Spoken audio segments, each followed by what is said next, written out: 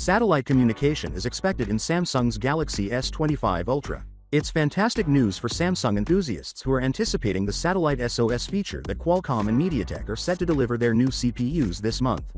The inclusion of satellite communication has been confirmed by the 3C certification recently granted to the Chinese version of the Galaxy S25 series. One model leak, SMS 9380, which is the Galaxy S25 Ultra, is explicitly said to allow satellite communication. It is possible that the Galaxy S25 and Galaxy S25 Plus models do not include the satellite SOS feature, as suggested by the certification.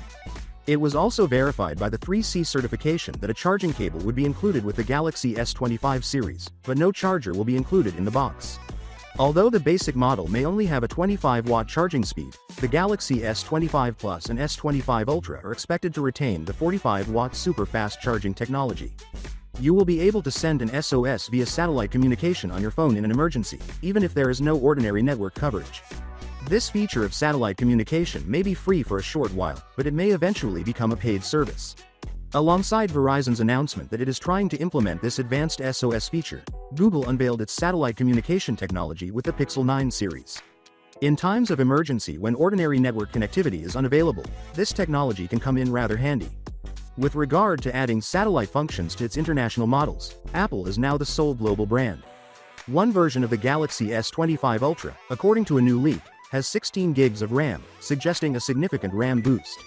The S25 Ultra will undoubtedly include a 16 gigs RAM version, according to renowned leaker Ice Universe, who posted on X earlier. You shouldn't worry since this is 100% proven. The article leaves out some important information, like as whether the 16 gigs of RAM will be offered in all storage configurations for the S25 Ultra or just in higher-end models like the 512 gigs or 1 TB version.